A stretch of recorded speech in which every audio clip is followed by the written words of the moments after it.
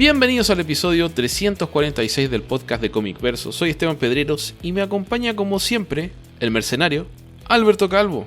Hola Beto, ¿cómo estás? Hola, ¿qué tal? Muy bien, gracias. ¿Algún viaje a Centroamérica? Bueno, creo que ya estás ahí. ¿A asesinar gente, Beto, o derrocar algún gobierno últimamente? Y no realmente. Ah, ok. En Asia entonces. Tampoco. Medio Oriente. Ahí el problema es el idioma. Pero tú hablas el idioma de las balas, Beto. Ese idioma es internacional. Sí, claro.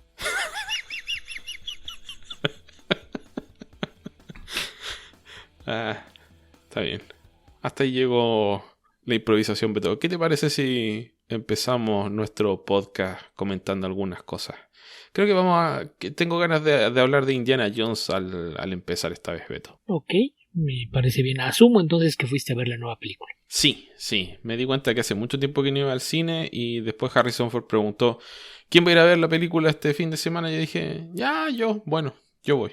Claro que levanté la mano por Comic Verso, Beto, así que hablé por ti, perdón. Mira, si yo lo hubiera visto, probablemente lo he dicho, y así que fregados te importa, man. ¿Qué hago o no hago con mi tiempo libre? Sí, me lo imaginé.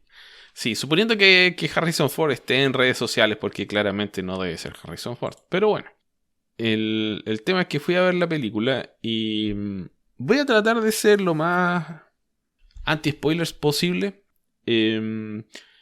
Me gustó.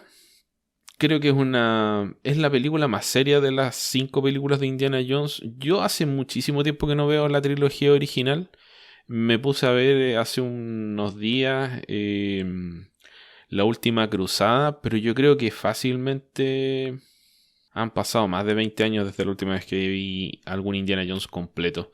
Exceptuando el Reino de la Calavera de Cristal, que la vi cuando se estrenó en su momento y la odié bastante, Beto. Yo creo que principalmente por Shia LaBeouf. Mira, yo desde que vi los avances me parecía una mala idea, entonces yo ni siquiera la he visto. No tengo ni ganas de verla y en parte eso es lo que me detiene acerca de la nueva. Lo único que me hizo dudar fue cuando finalmente liberaron el tráiler y fue el día que descubrí que Phoebe Waller-Bridge tenía una parte. Dije, ¿estás tratando de convencerme? Hasta el momento no ha funcionado. Me hizo dudar, pero no ha funcionado. Phoebe Waller-Bridge, ¿quisiste decir, Beto, o alguien más? Sí, eso fue lo que dije, Phoebe Waller-Bridge. Ah, ok, lo dijiste muy rápido, Beto, te entendí. Entonces... Fue para que sonara más británico.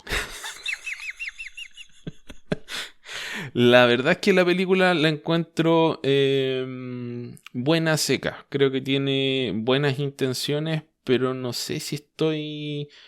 a ver, creo que el viaje emocional es un tanto... no malo, pero tal vez no satisfactorio del todo. Que eso también tiene que ver un poco con expectativas. No es que sea una mala idea propiamente tal lo que se hace aquí. Pero claro, tiene la desventaja de que cada persona tiene sus propias preconcepciones, lo que quiere, lo que le gustaría, etc. Y es muy difícil que quien sea que se ponga a escribir esto, escriba lo que sea que se le ocurra, de con algo que deje contento a todo el mundo.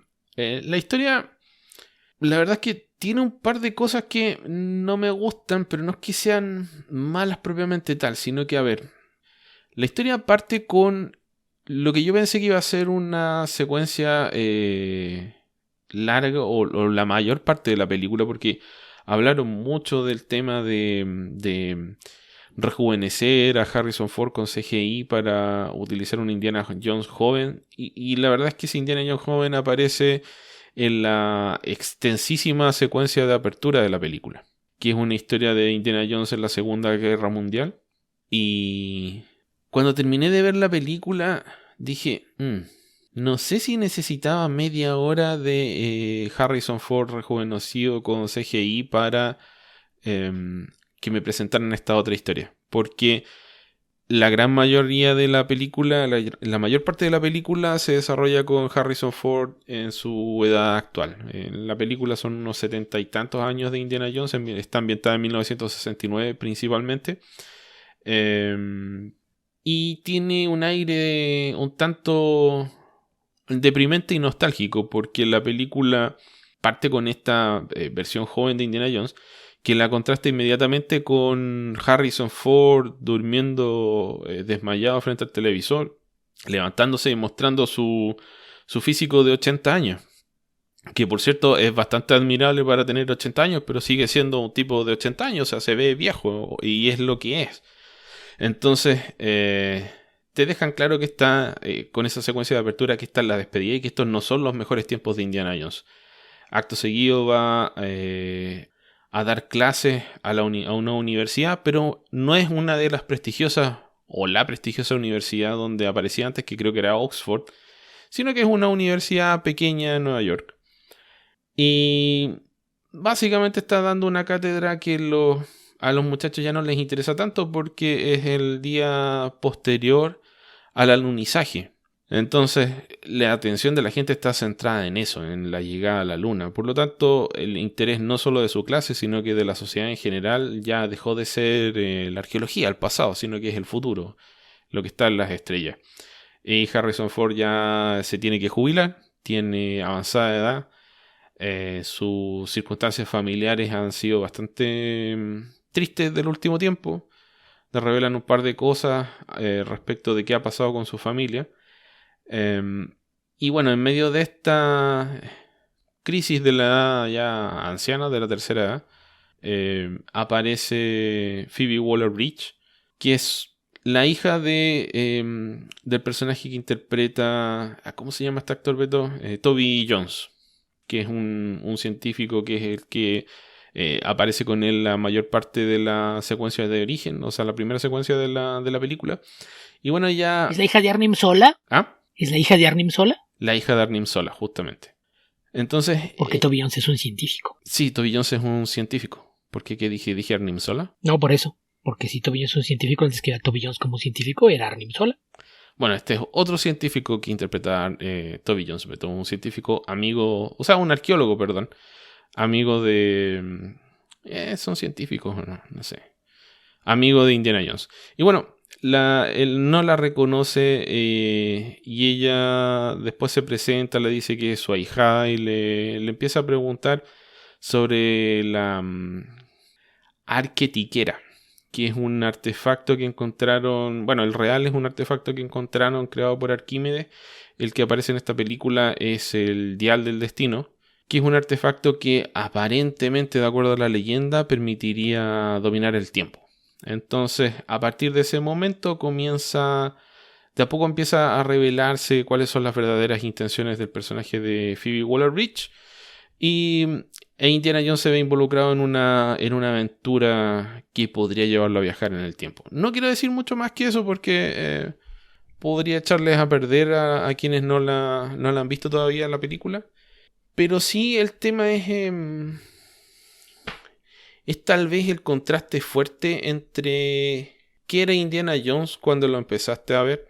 Sea que lo empezaste a ver hace 42 años o lo viste hace poco, que es la idea de este personaje aventurero de matiné que de alguna forma gana, versus una historia que tiene que ver un poco con temáticas bastante tristes, como es el envejecimiento, la jubilación y qué pasa con la gente cuando llega a esa altura de la vida.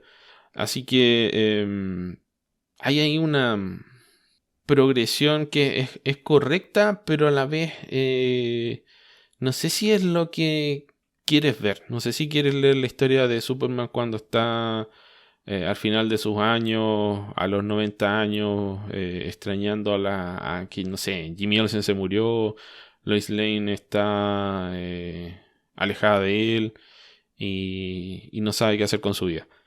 No es como... No es que sea una mala historia en sí, pero tal vez no sé si es la mejor idea o la mejor despedida para un héroe de aventura. No es malo tampoco, pero tiene ese evocar sentimientos que son un poco sombríos. Y esa es una de las características de esta película, que como dije es bastante más seria, los momentos de humor son menos, los personajes que aparecen son bastante más violentos. Y ahora, respecto del desarrollo de la trama en sí, que las películas de Indiana Jones siempre tienen su momento de verborrea pseudo arqueológica, donde de alguna forma se resuelve todo muy rápido y los personajes viajan. Acá también hay bastante de eso, pero hay una especie, o por lo menos yo lo sentí así, una cierta inutilidad de la aventura en términos prácticos. Es como en muchos casos Indiana Jones andaba corriendo contra la persona que le podía ganar en la aventura. Pero en este caso, si Indiana Jones no investiga lo que está investigando, la persona que lo persigue no podría llegar a ninguna conclusión por su cuenta. Entonces no es como... Es como que todas las consecuencias nefastas que siguen de esta aventura son producto de la tosudez de los personajes de continuar en la misma en lugar de simplemente desistir, esconderse, pedir ayuda, llamar a la policía, etcétera. A diferencia de lo que ocurre en las otras películas donde tú sientes que si Indiana Jones no llega primero, el malo va a ganar. Aquí es, el malo gana porque Indiana Jones sigue en la aventura. Y eso creo que es un defecto que tiene la progresión de la historia. Es mi opinión viendo la película solamente una vez, pero es algo en lo que me quedé pensando después de terminar de verla. No tiene ninguno de estos momentos un tanto ridículos que fueron los que me molestaron de El Reino de la Calavera de Cristal. No solamente los personajes que aparecieron, sino que el tono camp, que es algo con lo que nunca me he sentido cómodo, es el que impera en El Reino de la Calavera de Cristal. Y es un tanto fuera de época en esa película. Y siento que es demasiado sonso en relación... No es que las otras películas sean serias, para nada, pero es demasiado sonso en relación del desarrollo de las primeras 3 películas. Esta película tal vez es demasiado seria en relación a las otras 4. Pero bueno, es mejor que la alternativa, si la alternativa es El Reino de la Calavera de Cristal. Así que yo diría que es la 4ª mejor película de Indiana Jones. Por mucho que digan que... Bueno, hace mucho tiempo que no veo la 2, pero han dicho que es muy mala. Yo no creo que no tiene elementos tan cuestionables esta película. Y la acción se siente bastante movida, ajetreada y bastante... Hay muchísima acción a pesar de que Harrison Ford tenga 80 años. La película no baja al ritmo de una persona de 80 años. Se desarrolla a esa velocidad frenética. Pero bueno, hay algunas cosas que pasan por ahí que me parecen un tanto cuestionables. Pero bueno, es solo mi opinión. Así que si la ven, me cuentan, me dicen qué les pareció. Y tal vez cuando Beto la pueda ver, la comentamos un poco más ya con spoilers. Estás asumiendo que me va a terminar de convencer, Esteban. Creo que no estoy haciendo un buen trabajo de convencerte, Beto, pero creo que sí vale la pena verla. Ok. Yo he encontrado comentarios encontrados. Por ahí alguien decía que creía que el problema que tenía en la taquilla es que es una película que es absolutamente cero atractiva para quien quiera que tenga menos de 25 años. O quizás menos de 30. Para quien quiera que tenga menos de 60, Beto. Sí, y decía que en realidad si tienes menos de 45 años probablemente no haya forma de que conectes con la historia. Y eso me hizo pensar un poquito, pues el mismo origen de Indiana Jones, creo que ese siempre ha sido un problema, ¿no? Ese anacronismo. Porque si lo piensas bien, Lucas dice que la idea surgió de una plática que tenía con Spielberg, que querían hablar de las cosas que ellos conocían en su infancia. Y en realidad lo que ellos conocían era material de aventura reciclado de sus padres. Claro. Entonces ya era como, le voy a hacer un homenaje a lo que veía mi papá de chiquito. Sí, pero pues eso era tu papá de chiquito. Entonces a la gente de tu edad, a lo mejor muchos de ellos en su casa les tocó ver lo mismo. Pero conforme va pasando el tiempo es cada vez menos la gente que puede conectar con eso. Entonces tratar de apelar al romanticismo de la aventura que se producía en los 30 y 40, pues creo que sí es una apuesta difícil cuando quieres tener una audiencia nueva, y yo creo que eso es lo que le está pegando en taquilla. Que sí tienes un cierto grupo de fans, cierto grupo de edad, eso es un hecho, si hay seguidores fieles de Indiana Jones, pero creo que hay gente que debajo de cierta edad no tiene el más mínimo interés en esa clase de historias.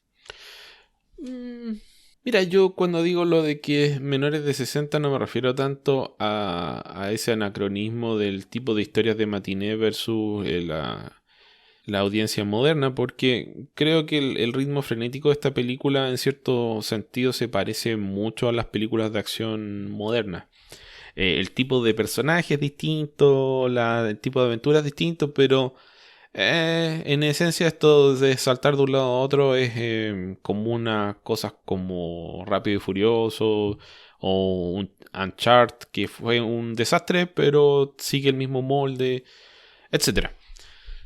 Entonces no me parece que ese necesariamente sea un problema, sino el tema del desarrollo, eh, digamos, el corazón melodramático de la historia es algo con lo que la gran mayoría de la audiencia no va a poder conectar directamente. Tal vez la pueda entender o empatizar con ella, pero no es algo que he tenido que confrontar directamente en su vida todavía, probablemente. Pero, pero eso es el hecho de que es una franquicia que está dominada por 3 personas que son casi todos setentones u octogenarios. Y que por lo tanto tienen unos intereses que difieren fuertemente del que tiene su audiencia de, no sé, 15, 20 años, que es el grueso de la audiencia que va al cine. Entonces, eso es, no sé si es malo, pero en teoría es un problema a efectos de conseguir una audiencia, una gran recaudación.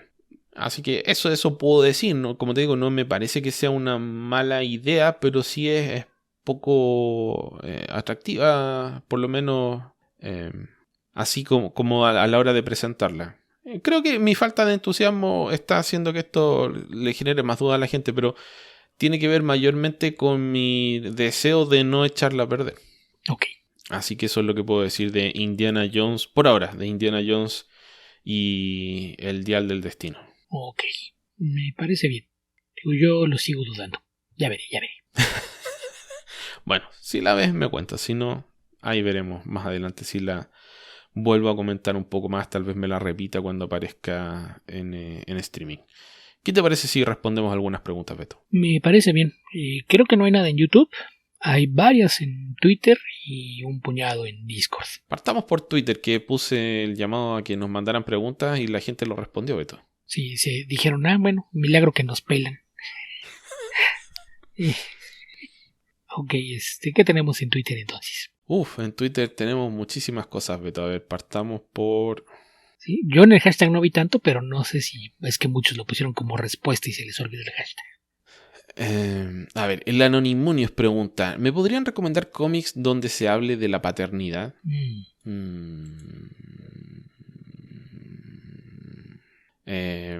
Tendríamos que decir Lone Wolf and Cub, obviamente. Sí, yo creo que aquí tendría que aplicar también Calvin and Hobbes. Ok. Que buena parte de la historia va siempre girando alrededor de cómo sus papás tienen que lidiar con las ocurrencias de Calvin. Y en ese sentido creo que también habría que agregar ahí Darth Vader and Son. Ok. De Jeffrey Brown, que son muy divertidos además. Bueno, yo creo que si vas a agregar Calvin y Hobbes habría que agregar a Mafalda también, Beto. Pero es que no sé, porque ahí Mafalda más bien actúa como adulto en muchas ocasiones, entonces creo que aunque la relación con los padres es importante, creo que ahí no se da en una dinámica tradicional de padres e hijos. Ok. Yo creo que también Saga, creo que también es parte importante de la historia. ¿Qué más podría ser? Manhunter, la de Marc Andreiko. Sí, en algunas partes sí. Está difícil este tema, Beto. Sí, es que hay muchas cosas de padres e hijos, pero por ejemplo, no vamos a recomendar Batman and Robin, ¿verdad? Porque la relación entre Bruce y Damian obviamente no sirve para nada cuando estamos hablando de relaciones parentales. Fraternales sí. Pero, a ver, ¿qué podría ser? No se me ocurre nada muy interesante en estos momentos, por lo menos. Es que yo soy de la idea de que debe haber mucho más material en cómics infantiles, al que generalmente llegamos de rebote y mucho después, que es como caímos, por ejemplo, con el de Vader and Son, ¿no? O sea, tú, Beto, yo no lo he leído. ¿No lo has leído? No. Deberías, muy divertido. Como muchas cosas. Y yo muchas veces me he encontrado cosas en Twitter, por ejemplo, que a veces alguien toma un extracto de uno y lo pone. Por ejemplo, hay lo que se llama Lunar Baboon, pero no recuerdo quién es el autor, que generalmente ponen cosas de la relación entre un padre y el hijo, pero ese nunca lo he leído de forma constante, es decir, nada más cuando me encuentro con que aparecen en mi timeline en Twitter, y sé que se llama Lunar Baboon porque esa es la dirección, era lunarbaboon.com si no mal recuerdo. Si alguien está extrañando que diga The Walking Dead, es a propósito, por si acaso. Sí, porque también cae en el mismo caso que lo de Batman y Demian. Definitivamente no es un buen ejemplo, pero no se me ocurre nada más que pudiera ser, porque hay muchos que hay relaciones padres e hijos, pero no me parece que el tema de criar niños sea parte de las historias. No, porque en muchos casos hay padres y hay hijos, pero no es lo mismo que hablar de la paternidad, exactamente. Uh-huh. Justamente. Y ese es el problema de encontrar una buena historia. En el caso de Manhunter, es una... La protagonista, que es Kate... Spencer. ¿Spencer? Creo que sí. Spencer. Sí, es Kate Spencer. Es divorciada y tiene un hijo, pero el hijo, si mal no recuerdo, está al cuidado del ex. Y a veces está al cuidado de ella. Y en varias ocasiones hay un olvido maternal en este caso, que es o un riesgo que va asociado al hijo producto de los comportamientos, no solo como superhéroe de la madre, sino que en general su falta de tino en algunos casos, de ser trabajólica, obsesiva, etcétera, algunos rasgos de su personalidad que no ponen al hijo en primer lugar, a pesar de que es su hijo y lo ama, pero desde el punto de vista de cuestionar eso que bueno, que la paternidad y la maternidad en muchos casos no se da de manera tan natural, hay muchos errores asociados a la crianza, entonces hay que ser justos también en esa descripción de ciertas situaciones que también ocurren. Así que yo creo que eso es interesante, pero no es el tema central de la serie. Es uno de los importantes, pero no el más importante. Sí, algo así. En fin, es lo que se me ocurre, Beto. Creo que tenemos que pasar a la siguiente pregunta. Me parece bien. ¿Qué más hay por ahí? El Anonymonius pregunta: ¿qué se hace cuando un proyecto se está apagando? Tú le preguntas, solo para aclarar, ¿te refieres a un cómic o serie o a otra clase de proyecto? Podría ser en un proyecto en general. Tal vez mi respuesta no sea muy específica. Creo que quiso decir pregunta, Beto. Ni su pregunta ni su respuesta a mi pregunta. Más bien creo que abarca ambas. Y yo creo que sí es... sí. Es parte de la cuestión, ¿no? Que no... se siente casi como una pregunta de ensayo filosófico, Beto. Sí. ¿Qué haces cuando las cosas no salen como tú esperabas? Y eso era lo que yo saber, porque no sé si preguntaba, por ejemplo, de algún proyecto de un sitio que tenías, un webcómic o un podcast, por ejemplo.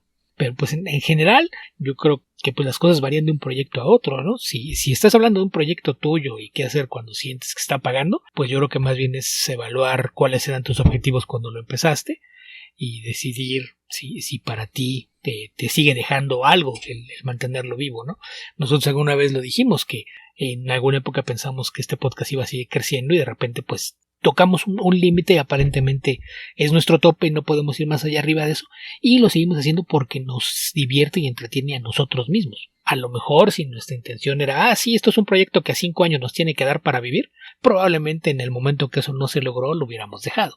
Exacto. Tiene mucho que ver con eso y con el grado de importancia que tenga en tu vida profesional, etcétera, como sea que lo estés enfocando.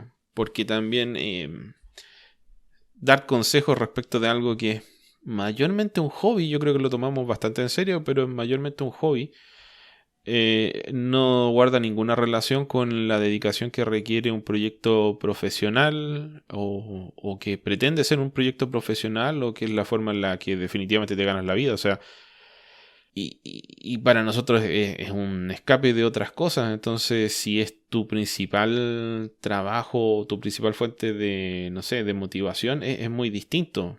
Por ejemplo, puede ser que Beto una semana esté menos motivado, a lo mejor yo, a lo mejor los dos, pero al final nos ponemos a conversar y lo pasamos bien. Entonces eso es muy distinto de... A veces está terapéutico. Claro. Más allá de de lo que pueda pasar con tu semana laboral, problemas personales, el solo poder dedicarte a hablar de otras cosas, a veces tiene ese efecto terapéutico de permitirte relajarte por un rato. Entonces ahí sí yo creo que depende de cada quien y de cuáles son los objetivos de un proyecto. Sí. Lo mismo va a proyectos creativos. Si tienes un webcómic y de repente sientes que el webcómic ya no te llena o que estás perdiendo lectores o a la gente ya no le interesa, pues ahí es evaluar. ¿Lo estás haciendo porque quieres llegar a una audiencia más grande? ¿Lo estás haciendo porque es algo que te quiere sacar del sistema? ¿O qué es lo que esperas de él? Entonces yo creo que aplica tanto a proyectos creativos como a casi cualquier otra cosa, ¿no?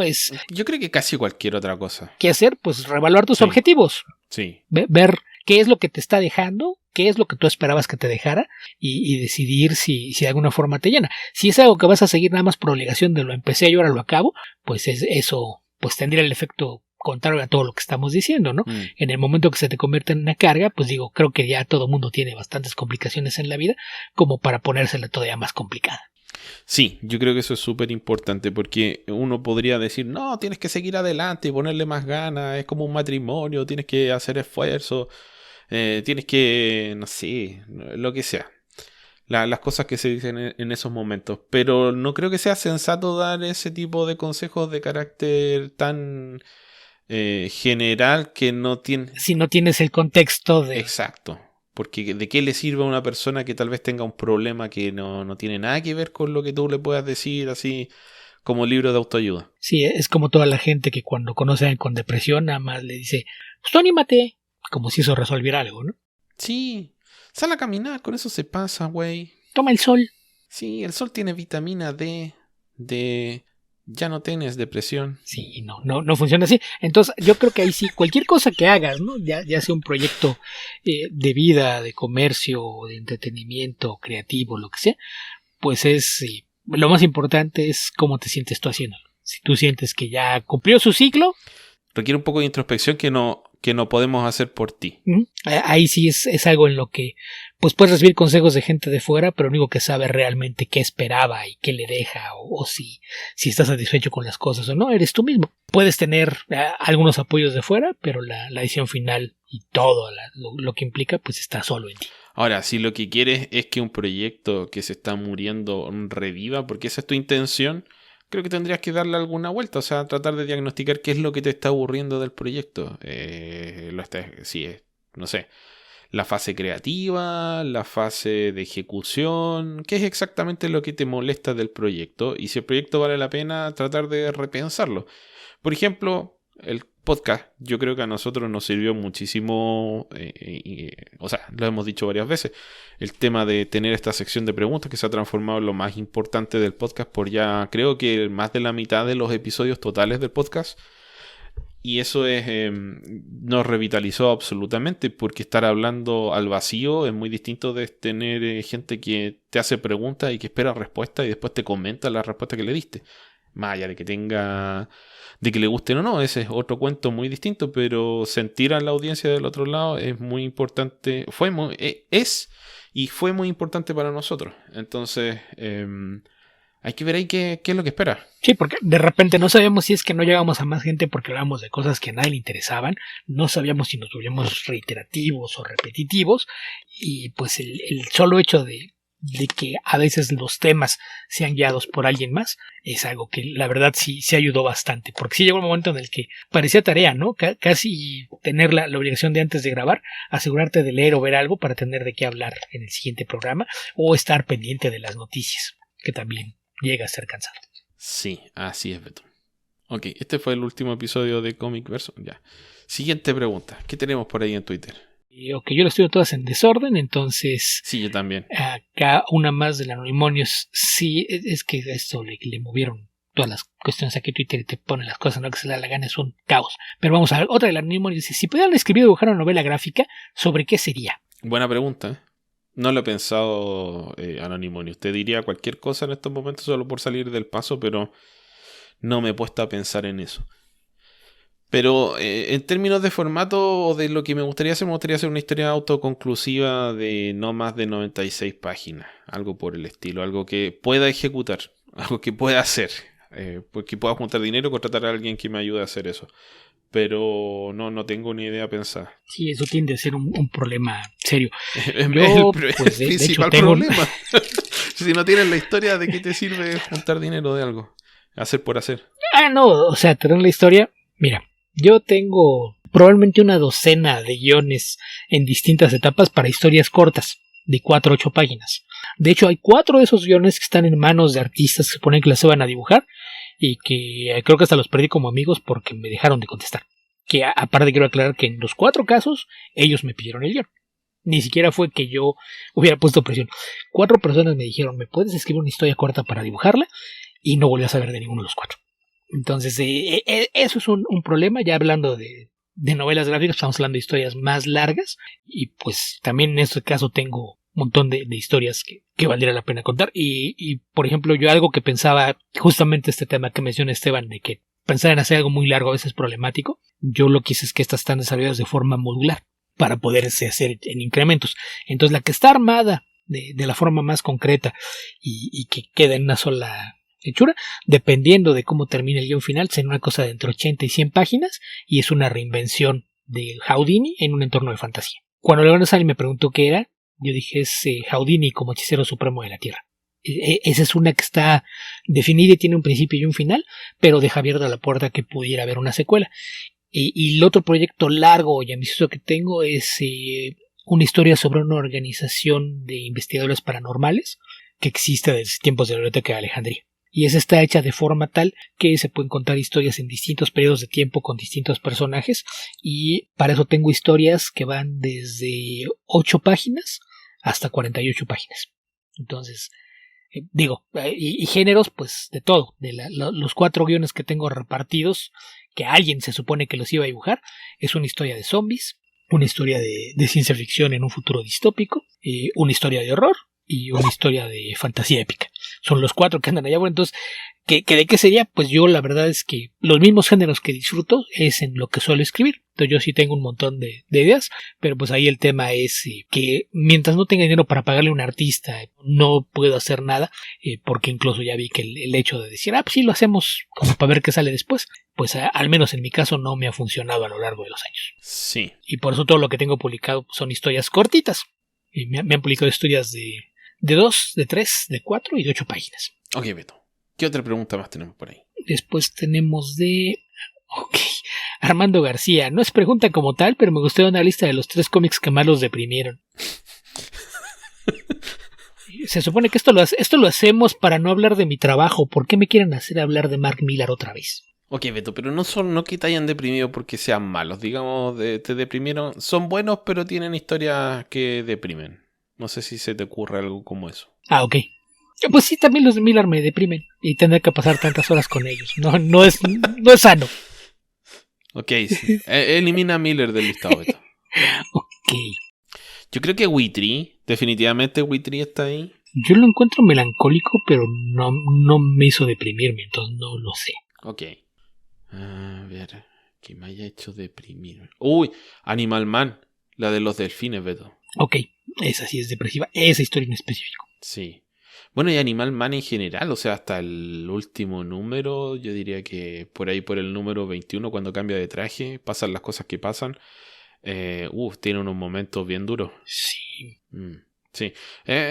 Siento inespecífico por si no lo han leído, pero sí, Animal Man tiene unos momentos bastante deprimente. Así que léalo todo junto. No lo compren una vez a la semana porque puede ser una dosis letal de tristeza. Es que muchas series de Vértigo tienen esos momentos que pueden llegar a ser deprimentes, ¿no? Hellblazer tiene muchísimas historias, sobre todo cada vez que ves todos los errores en el pasado, o gente que ha perdido la vida o ha acabado maldita por alguna mala decisión de Constantine, es algo bastante común. El arco de The Kindly Ones de The Sandman también tiene un final que pues probablemente a mucha gente también la asume en depresión, y en general en Vértigo es donde abren mucho la puerta a esa clase de historias, ¿no?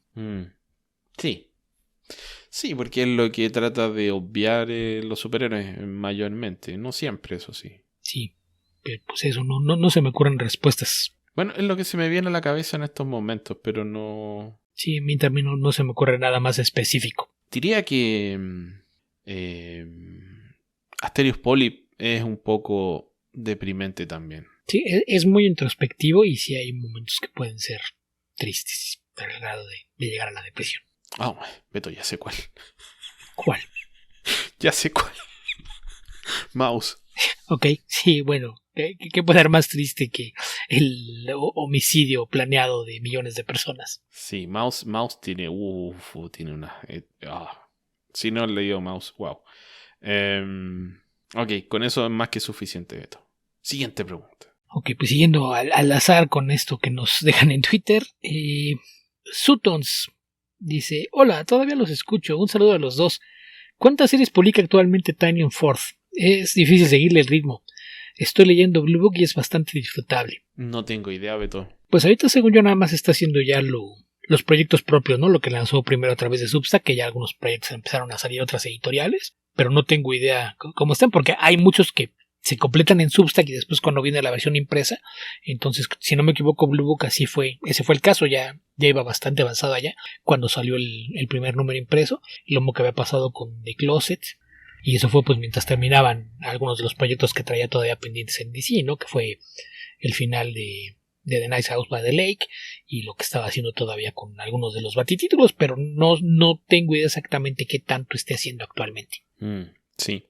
Además que yo lo escuché en una entrevista hace no tanto tiempo, debe haber sido hace unos 2 años aproximadamente, así que tal vez sí sea bastante tiempo, que le digo a la gente que cada vez que uno envejece, o sea, a medida que uno envejece, cada año se siente más rápido porque es una unidad, es una fracción menor de tu vida. Cuando tienes 10 años, un año es un décimo de tu vida, pero cuando tienes 50 es una 50ª parte de tu vida. En fin, ese momento de reflexión. Es por eso que hablas de cosas de hace 12 años y dices reciente. Exactamente. Hace poco, 2 años.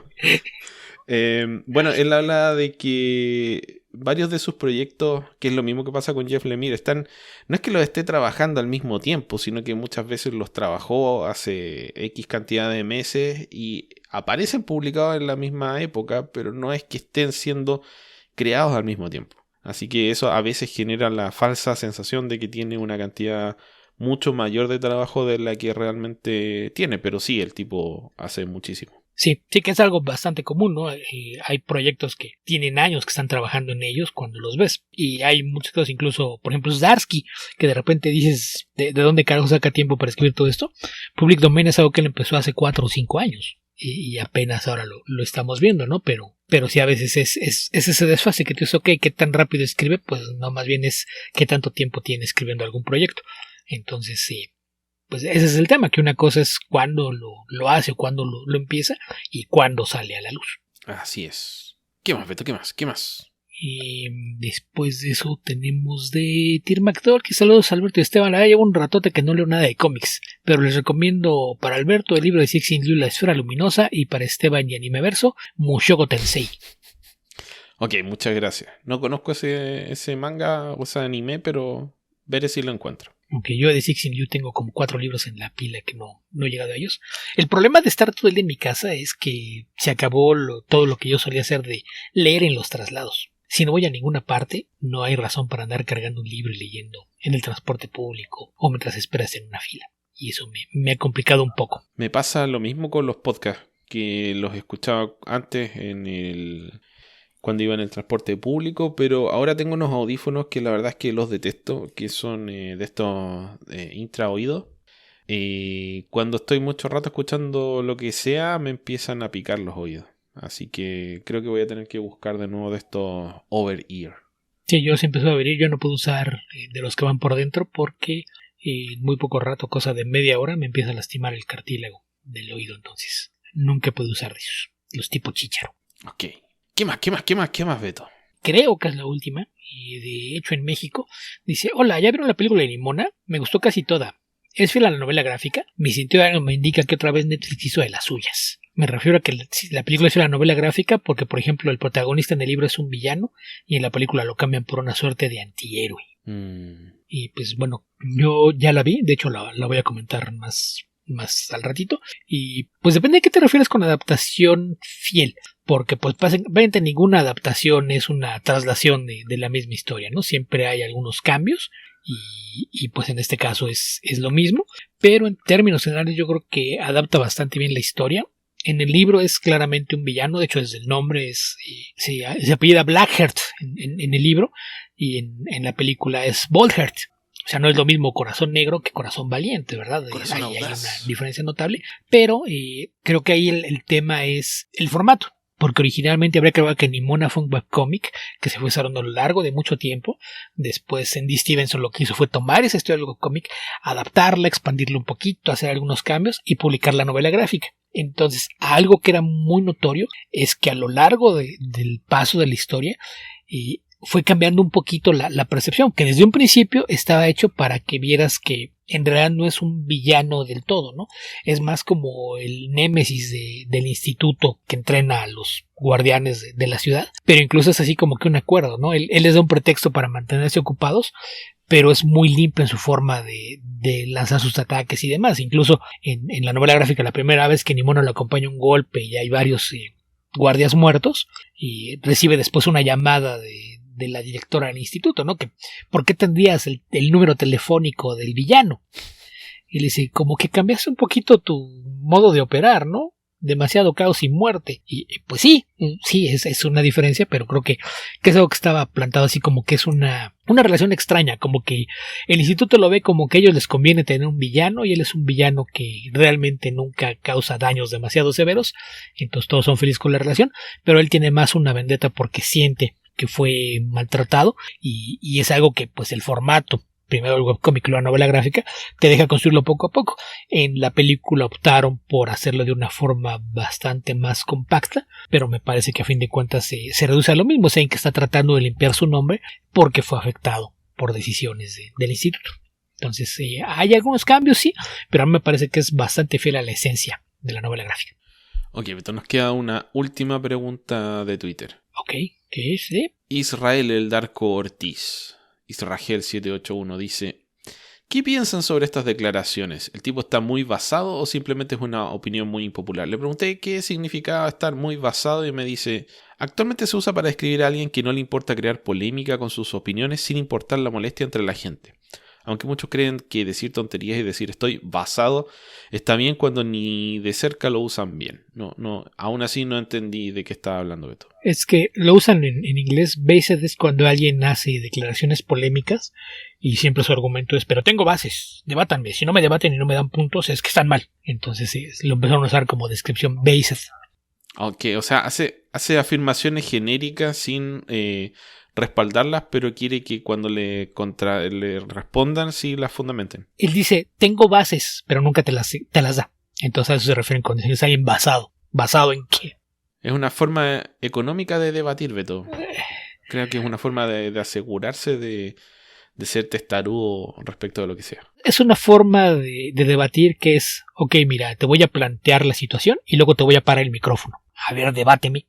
Entonces yo la verdad es que lo encuentro bastante cansado. Este tipo desde el nombre de usuario, que es Z, símbolo número Z-3R4, desde ahí te das cuenta de que es un troll hecho y derecho. Sí. Eso no significa nada y son puras afirmaciones que generalmente le ves a los haters o a fans muy viejos que ya no leen cómics. Que dice: Gwen Stacy es un personaje aburrido. No. La relación de Peter y Felicia no es interesante y la gente solamente tiene fantasías por la apariencia de Felicia. Alguna gente tal vez pensará eso, pero no. Sí. Kane Parker es un mejor personaje que Ben Reilly. Ni por accidente. La etapa del Superior Spider-Man es terrible. No. Tampoco, alguien que no le leyó. Y Mary Jane ahorita poderes para ser un buen personaje. Pues en ese sí estoy de acuerdo, pero eso más bien es como que la defensa de los que, ay, es que ¿por qué lo divorciaron? Sí, con Mary Jane estaba todo perfecto, no necesitaba nada más. Entonces, digo, esto me suena al típico fan viejo que no está de acuerdo con nada de las cosas que se han hecho en los últimos 30 años con Spider-Man. Porque es eso, aquí vamos a lo mismo, no le gustan las cosas recientes de los últimos 30 años. O oponerse a los cambios, o sea, no necesariamente darle poderes a Mary Jane es malo. Tal vez algunas veces que se le han dado poderes a Mary Jane haya sido malo, pero no necesariamente la idea de darle poderes es mala. En fin. No. Hay historias interesantes, le puedes dar poderes por un tiempo y puedes hacer cosas interesantes con ello. Al empiezo de Spider-Verse sucede, de Spider Island, cuando empieza a hacer poderes, y es muy entretenido verla a ella colombiana. Ay, esto es más fácil de lo que decías. no es lo mismo columpiarse contigo que poder hacerlo yo sola, y la ves tratando de salvar gente y demás, y es distinto. Entonces creo que hay historias que pueden ser interesantes cuando le das poderes y lo haces de esta forma, en algunas historias, pero el personaje también tiene los suficientes niveles de complejidad como para ser interesante sin los poderes.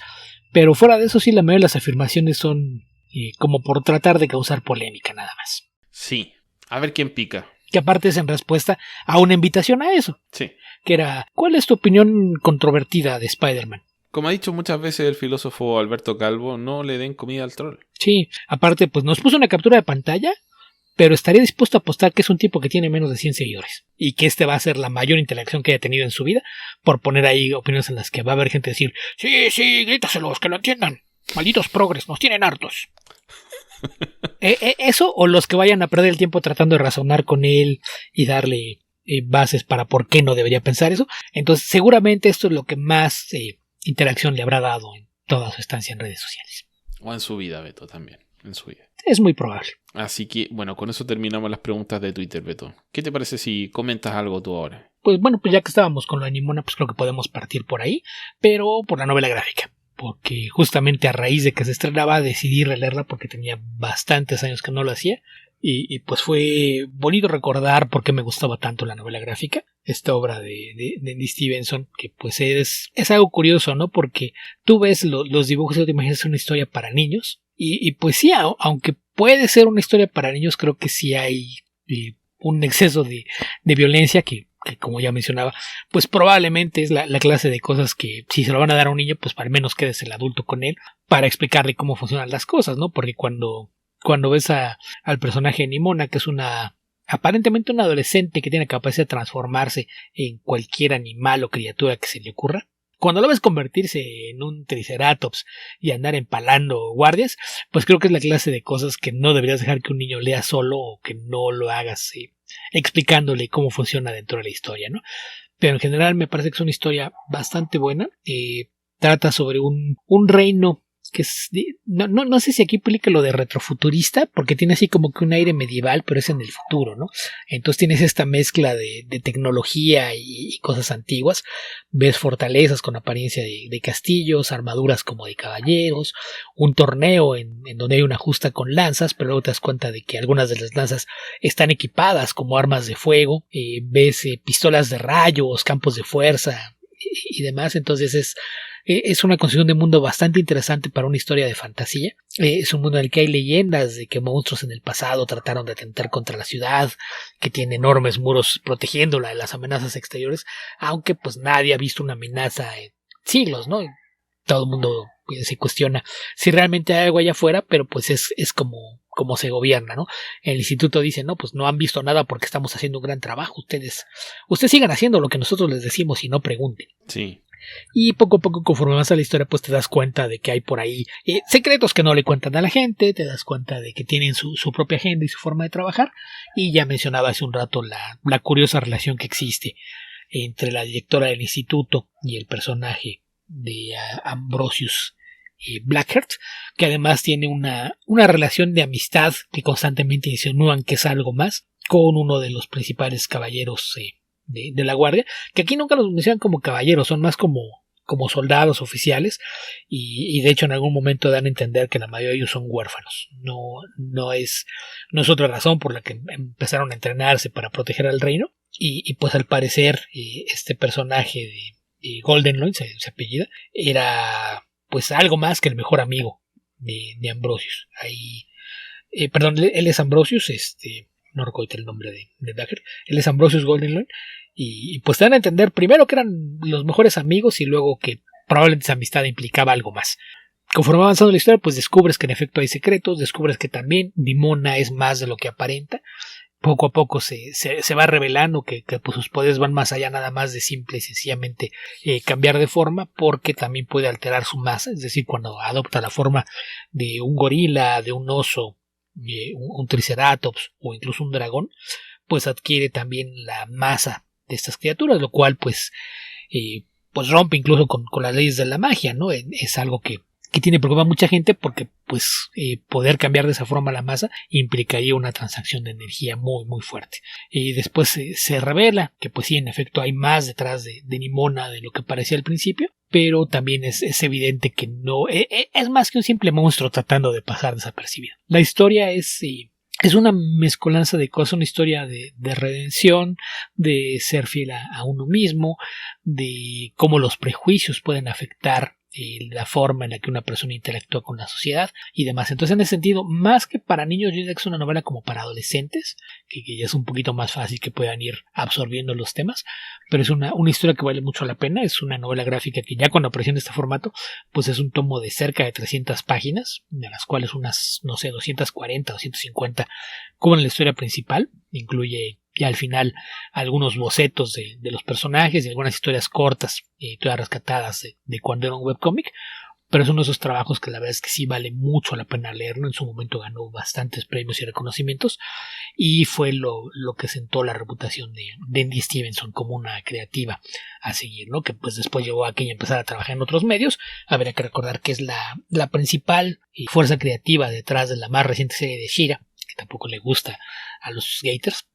Pero pues es eso, ¿no? Una novela gráfica que la verdad, y decir que es para todas las edades, insisto, si tienen niños pequeños y la van a leer con ellos, puede que esté bien, pero si hay algunas situaciones un poquito demasiado violentas, como para que un niño la lea solo, sin hablar con él acerca de lo que acaba de leer. Pero más allá de eso, es una historia que les recomiendo bastante. Si nunca la han leído, pues ahora que se va a poner de moda gracias a la película, que al parecer le está yendo bastante bien, yo sí les recomiendo que le echen un vistazo a Nimona de Andy Stevenson. Ok, Beto.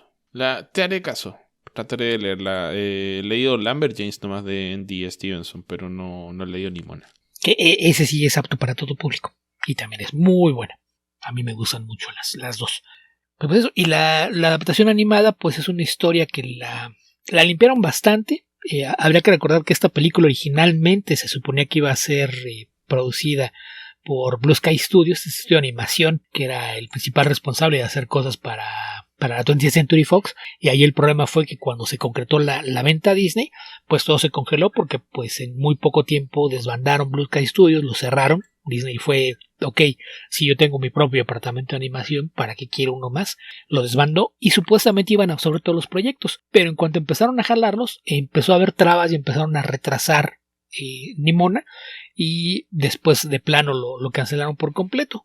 Después hubo declaraciones de empleados o ex empleados de Blue Sky que decían que la razón para la cancelación fue que en Disney no estaban de acuerdo con que hubiera esta insinuación de una relación homosexual entre el personaje de Goldenloin con Blackheart. Entonces pues al parecer sí había algo detrás de eso que les molestó mucho. En poco tiempo después de eso, uno de los estudios de animación que estaba colaborando con Blue Sky, que es Annipurna, decidió rescatar el proyecto y Netflix adquirió los derechos y les puso dinero para que completaran la producción de la película, y esa es la razón por la que la película animada finalmente llegó a Netflix. A nivel visual me gusta mucho lo que hicieron, porque aunque es una animación digital hecha en 3D, le hicieron un render en 2D que crea un efecto bastante peculiar. Tiene una apariencia que la separa de la mayoría de las animaciones que ves. No es la primera vez que se hace esto de animar en 3D y luego hacer el render final en 2D, pero en este caso, entre el diseño de personajes y ese efecto de animación, me parece que resulta en una apariencia visual que es bastante atractiva y que le sienta muy bien a la historia. Hay algunos cambios para compactar un poquito la historia y hacerla más dinámica, que me parece que en general funcionan bien. En este caso, la historia parte contando la historia de Boldheart, que le cambian el nombre, que lo primero que te dicen es que él es la primera vez que un plebeyo, un hijo de gente común, es elegido para ser entrenado como caballero, porque en este caso los defensores de la ciudad o del reino son únicamente caballeros procedentes de las familias más antiguas y adineradas de la ciudad. Entonces se supone que han enfrentado resistencia dentro del instituto, porque la mayoría de los otros caballeros lo desprecian por su origen humilde, porque él no pertenece a una familia con un nombre antiguo. La única persona con la que tiene una buena relación, que de hecho es una relación afectiva y que es bastante ver desde un principio que es eso, es justamente con Goldenloin. Ambos pues son Son pareja, aunque lo manejan de una forma muy sutil, no tratan de vendértelo como que es algo inusual, sino que lo tratan como deben tratar esa clase de historias. Es algo perfectamente natural, dos personas que se quieren, pero que enfrentan problemas en su relación justamente por la diferencia de clases y demás. En este caso, cuando hablan de las leyendas antiguas, se supone que una guerrera antigua fue quien logró vencer al monstruo que alguna vez amenazó a la ciudad, y Golden Lune es su descendiente. Entonces esto lo coloca en una posición en la que siempre hay reflectores sobre él y todo el mundo tiene expectativas de cómo debe comportarse. El día que los van a ordenar caballeros, inmediatamente después de que ordenan a Blackheart, hay un atentado que queda hecho para matar a la reina y echarle la culpa a él. Esto lo convierte en un fugitivo y él de inmediato empieza a trabajar en pensar en formas de limpiar su nombre. Cuando él está en esto, es abordado por esta adolescente, Nimona, que pues en pocos minutos descubre que no es nada más una chica de apariencia extraña. Tiene el cabello rosado y una parte de la cabeza rapada, tiene esta actitud completamente irreverente y que no hay otra forma de escribir más que como punk, que aparte es algo que acompaña mucho el soundtrack de la película. Hay muchísima música punk que aborda todo lo que hace Nimona, porque ella está en contra del sistema y para ella lo mejor es causar caos y acabar con las autoridades de un golpe. Así es de que en ese momento pues él trata de contenerla y dice, pero espera, ¿qué no eres un villano? O sea, ¿no? ¿Estás decepcionada?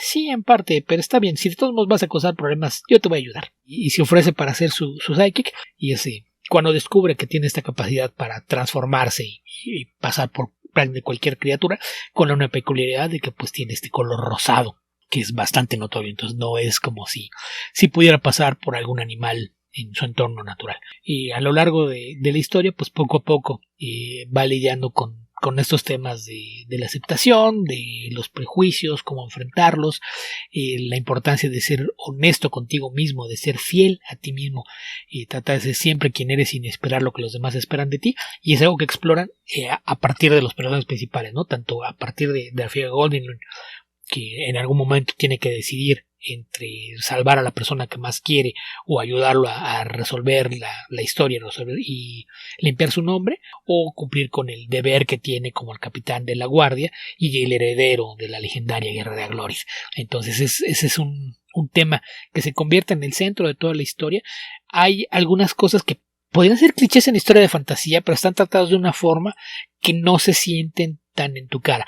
El desarrollo de la historia es más bien predecible, todo lo que va ocurriendo, pero la forma en la que está contado hace que se sienta fresco, el ritmo es muy ágil, la historia fluye muy bien. No estoy seguro de la duración, pero debe durar, no sé, imagino que alrededor de 1:40, algo así, y me parece que es algo ideal para una historia de animación, que pues resulta bastante entretenida. Creo que el trabajo de voces también es muy importante.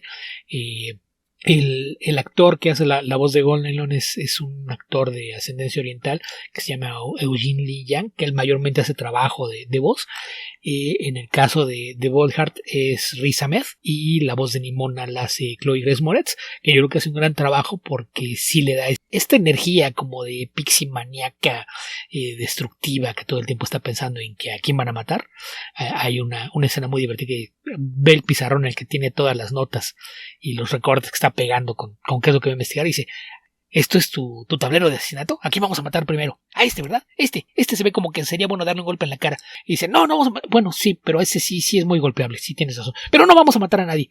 Y hay una interacción ahí que te va construyendo la relación entre los dos poco a poco, cómo se va formando un lazo afectivo entre los dos, que es amenazado después cuando se revelan todos los secretos que hay detrás de quién es realmente Nimona y de dónde vienen sus habilidades, mientras siguen lidiando con toda la conspiración que hay detrás de quién trató de inculpar a Boldheart. Entonces, una película que esa sí me parece que es para todo público. Creo que le bajaron bastante la cantidad de violencia gráfica en relación a la novela gráfica, cosa que es algo bastante curioso, que logres bajar eso y sin embargo mantener el tono.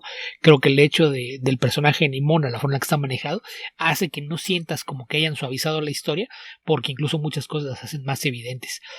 Por ahí leí en una entrevista con Stevenson que decía que el hacer de plano mucho más evidente la relación entre Goldwyn y Boldheart fue justamente en respuesta a que a Disney le parecía que no debieran dar esa clase de insinuaciones, y dijo: ok, no lo vamos a insinuar, lo vamos a ir derecho, son pareja. Y me parece que está bien. En términos generales, creo que la adaptación respeta toda la esencia de la historia original. La mayoría de los temas son explorados de una manera bastante clara, y en general creo que es una animación bastante bien lograda. Por ahí he visto que opiniones muy entusiastas que dicen que es la mejor animación del año. No sé si iría tan lejos, pero sí es de lo mejor que he visto en cuestiones de en los últimos tiempos, y creo que algo que podría ser justicia poética es si cuando se lleguen los Oscar, porque esta película estuvo en cines algunos días antes de estrenar Netflix, sería muy curioso cuando lleguen los Oscar una película que Disney no quiso venciera a las películas de Disney de este año. Poético, Beto, poético. Sí, sería justicia poética. ¿No la quisieron? ¿No la quisieron? Tengan. Sí, quitarle la hegemonía a Pixar. Sí. Ok. Beto, ¿tenemos más preguntas en Discord? Sí, un puñado, no son tantas. Ok. ¿Les damos de una vez? Sí. Ok, según yo ya nos quedamos con... El primero sería Soime. Se no es pregunta, pero me gustaría pedirles recomendaciones de TPBs. De preferencia algunos que no se extiendan muchos volúmenes. Algo que les guste y que crean que valga la pena. O sea, quiere leer algo, pero no quiere leer mucho. Ajá. Y yo me pregunto, ¿y qué no es lo que recomendamos casi cada programa? Sí, y a veces nos piden listas de cosas y damos 50 recomendaciones, así que nos vamos a repetir un poco probablemente. Sí, o sea, pues sí. ¿Qué te gusta de que sean cortos? Pues ahí aplicamos la eterna, la vieja confiable, cualquier cosa por Breaker y Phillips al principio de la lista. Uh-huh. Todos los tomos de Rex son autocontenidos, los puedes acumular. Ahí está Pulp, ahí está la reciente Night Fever. Tiene 2 miniseries, Who is Jake Ellis y Where is Jake Ellis. Las 3 de Luther Strode. Ahí tiene 18 cómics. No es tanto. ¿Qué más puede ser, Beto? Pues también ahí dependería de los gustos, ¿no? Pero por ejemplo, cosas no muy largas. Pues ya que hablábamos de Zdarsky, todavía está en progreso, pero pues ahí está Public Domain. Está, mencionado hace rato de Tinyon, de Naxxas By the Lake, que también son solamente 12 números. Hay 2 TPs en los que te cuentan la historia completa. Hay varias historias de Kyle Starks que hemos comentado, que son todas historias de 6 números generalmente.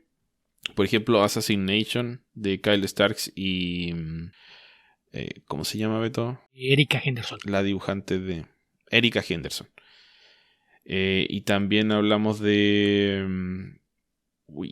The Six Sidekicks of... ¿cómo se llama? Trigger Keaton. Six Sidekicks of Trigger Keaton. También te la recomiendo. Esos son 6 números y es muy chistosa. Creo que con eso tenemos bastante, ¿no, Beto? Cualquier cosa de Jin Luen Yang, sea Dragon Hoops, Superman Smashes the Clan, American Born Chinese. Están cosas no tan recientes. Por ahí está Day Tripper, que si no lo has leído también es una gran recomendación. Hace rato mencionaste su Asterios Polyp. The Wicca and the Divine es un poquito más larga, pero también creo que vale mucho la pena. Le dedicamos un especial completo a Once and Future, que es más corta, que The Wicca and the Divine también muy buena. Y no sé, pues ahí sí...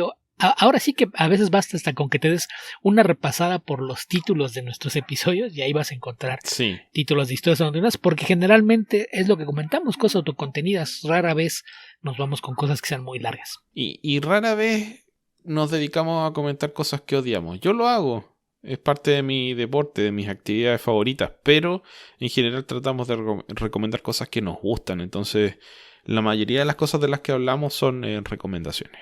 Sí. De ahí pasamos con Arturo López, que dice: ¿ya leyeron el Wonder Woman Historia? Yo leí el primer número y no me he hecho tiempo para acabarlo. Tú no sé cómo ibas, Esteban. Yo leí 2 de 3, Beto. Me falta el último. Ok. Pues ya, trataremos de terminarlo para poder comentarlo como se merece. El mismo Arturo pregunta: ¿Otto Octavius lo prefieren como Doc Ock o el antihéroe que era como Superior Spider-Man? La dicotomía de esta pregunta no me satisface, Beto, porque considero que... es el mismo personaje. No es como que Superior... Es el mismo personaje, pero a la vez no es como que Superior Spider-Man sea una versión viable de Doc Ock en forma indefinida. Sí, a fin de cuentas, la etapa de Superior Spider-Man es un arco que te permite desarrollar tanto el personaje de Doc Ock como hacer una valoración de lo que es Peter Parker desde un punto de vista externo, ¿no? Así es de que yo creo que es perfectamente válido ver a Superior como parte del desarrollo como personaje de Doc Ock.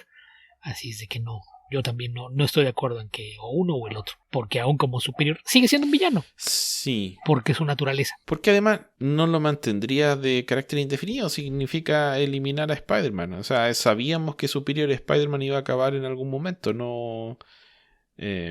nadie pensó que iba a ser un cambio definitivo en el personaje. Hay algún grado de irritación con el cambio que es ridículo. Es como haber pensado que, no sé, que los personajes que aparecieron después de la muerte de Superman iban a ser Superman para siempre y que nunca iba a volver Superman.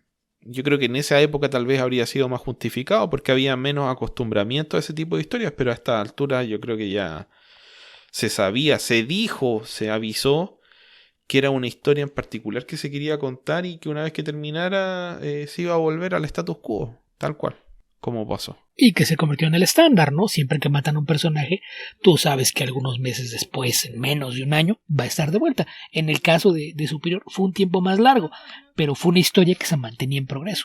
Es decir, el mismo regreso de Peter se planteó en la misma serie. Sí, justamente. Así que, no sé, no lo veo como una... No lo veo como una alternativa viable, o sea, como una dicotomía que puedas proyectar de manera indefinida. Es el mismo personaje tratando de hacer cosas distintas, pero eventualmente sus características siguen apareciendo a la superficie. Sí, su megalomanía le gana a la bondad de Peter Parker, eventualmente. Sí. Y después, como Cimiento dice, el Spider-Man que sale durante los Avengers de Hickman es Otto, durante una etapa sí. Sí, yo no me acuerdo exactamente, pero me parece que lo de Hickman partió un poquito antes, un par de años antes. Así que hubo una época en la que efectivamente era Otto. Pero... Y que es algo que te muestran las historias, ¿no? Como muchos de ellos sí se dan cuenta de que algo raro está pasando con él. Sí, eventualmente lo echan de los Avengers, si mal no recuerdo. Ajá, justamente. Así que sí, pero... No lo echan abiertamente, pero le dicen, ¿por qué no te tomas un tiempo? Ándale, vacaciones indefinidas. ¿Por qué no te quedas un poco menos? Sí. Básicamente. Pero eso lo recuerdo vagamente en estos momentos. Sí, ahí pasamos del mismo Arturo. Esta es un poquito más compleja. ¿Por qué no hay un sindicato de profesionales del cómic en los Estados Unidos? Beto te va a dar la respuesta correcta. Yo tengo una noción. Pero Beto lo sabe la respuesta. Ok, mira, primero partamos por el principio. No puede haber un sindicato, porque un sindicato sería quien representa a los trabajadores de una empresa. Entonces, para que hubiera algo que agrupar a todos los profesionales del cómic, tendría que ser un gremio. Lo que en Estados Unidos son los guilds, como los hay en Hollywood, que está el Writers Guild, el Directors Guild, el Producers Guild, y esos son gremios que ponen algunos lineamientos, pero no funciona igual que un sindicato. Un sindicato puede ser una empresa, que hay varias editoriales que ya lo lograron y que generalmente encuentran resistencia de los patrones, porque pues evidentemente la extensión del sindicato implica que van a pedir ciertos derechos laborales, salarios justos y cosas por el estilo, que es por ejemplo por lo que yo he llamado hipócritas a gente como Jim Valentino, Todd McFarlane o Mark Silvestri, que decían que ellos estaban hartos de un sistema que los había oprimido, y en el momento que los empleados de Image Comics decidieron que querían hacer un sindicato, ellos y el tarado de Robert Kirkman, trataron de aplazar cualquier intento porque fueron un sindicato. Aún así no lo lograron, y hay un sindicato de empleados de Image Comics, que en realidad Image tiene muy pocos empleados, son no sé, de ser una 20, 30 personas, pero ellos ya tienen un sindicato que les permite protegerse. Y lo mismo pasó con varias editoriales. Hay muchas editoriales, por ejemplo, de novelas gráficas para lectores adolescentes o niños, que ya tienen esos sindicatos. La razón por la que no hay un gremio es pues porque la idea de libre mercado y cómo se maneja en el medio del cómic, pues siempre han puesto trabas, y en el momento que alguien empieza a tratar de organizar gente, hacen lo que se le llama, tiene un término que es blockballing, que es como vetar o poner a alguien de que no, pues este está de revoltoso, que nadie le dé trabajo. Y es algo que incluso cuando gente con nombres de peso lo intentó, en algún momento recuerdo que el principal instigador de tratar de crear un gremio de profesionales del cómic fue Neil Adams, y en su época de mayor apogeo, en los 70 y 80, y realmente nunca encontró una forma de hacerlo, porque aun cuando ninguna de las dos editoriales, ni Marvel ni DC, se atrevían a dejar de darle trabajo, sí lo hacían con toda la gente que le seguía la corriente. ¿Le vas a hacer caso a él? Ya no tienes trabajo. Él va a seguir teniendo, pero tú no. Y eso llevó a que pues nunca se dieran los pasos necesarios para para que se formara. El tema ahora también es que es una industria tan pequeña que realmente no tiene la fuerza o la capacidad de organización como para poder montar un gremio y hacer que funcione. Y tiene una debilidad estratégica terrible, Beto, que es la facilidad con la que se puede acceder a otras manos que trabajen haciendo los cómics, sobre todo en los tiempos modernos. Porque una cosa es organizar a, no sé, 200 dibujantes que tienen trabajo habitual, y otra cosa es organizar a miles, tal vez cientos de miles de dibujantes que están repartidos por todo el mundo, que buscan desesperadamente la posibilidad de trabajar en alguna editorial estadounidense, sobre todo, que son las que pagan probablemente un sueldo más acorde a sus expectativas. Y cuando entras a competir contra dibujantes de todo el mundo, organizarlos a todos es muy, muy difícil. Y en particular cuando el tipo de cambio hace que a gente de fuera de los Estados Unidos le resulte conveniente. Habrá quien diga en Estados Unidos es que no han subido las tarifas de lo que gana un dibujante en 30 años. Claro. Entonces no puedo vivir si me van a pagar nada más esto de hacer un cómic mensual. Y si de repente aparece alguien en Asia y le dicen te voy a pagar eso por página, ¡ja! Es más dinero del que jamás he visto en mi vida. Y aceptan. Exacto. Hoy día estaba viendo un video de Instagram y le preguntaban a una mujer muy atractiva que si el dinero era importante para ella, ¿cuánto tendría que tener el hombre que la va a conquistar? Y ella decía, no, el dinero no es tan importante, pero sí tiene que tener cierta seguridad económica. Yo creo que lo mínimo es que gane unos $88,000 al año, Beto, que es una cantidad bastante importante de dinero en Chile. Entonces, si un dibujante chileno recibe, por ejemplo, unos $2,000, $2,500, eso es más de lo que ganaría en la gran mayoría de los trabajos a los que puede optar. Entonces es inmediatamente una opción no solo viable, cómoda de vivir en Chile. $2,500 probablemente le parezcan una porquería de dinero a un dibujante estadounidense, porque sus costos de vida son muy distintos. Sobre todo si vive en una ciudad grande como Nueva York, donde el costo de vida es altísimo. Sus aspiraciones de vida también son muy distintas. A lo mejor tú te conformas con algo que a ti te va a parecer bien, y otra persona que tiene otro estándar de vida le va a parecer que es muy poco.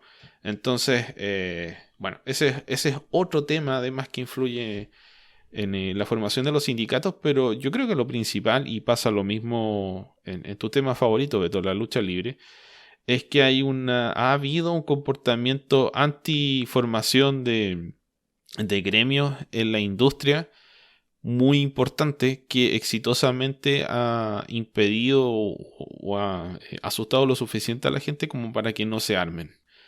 En la lucha libre el poder es Vince McMahon. En los cómics han sido obviamente Marvel y DC, los cómics estadounidenses, y eso ha permeado a toda la industria. Y otra cosa importante es la naturaleza del trabajo. Porque yo puse como ejemplo el sindicato de trabajadores de Image. Es el sindicato de trabajadores, es la parte administrativa de la editorial, los diseñadores, los encargados de ventas, el departamento de producción, etc. ¿Por qué ellos pueden formar un sindicato y los autores no?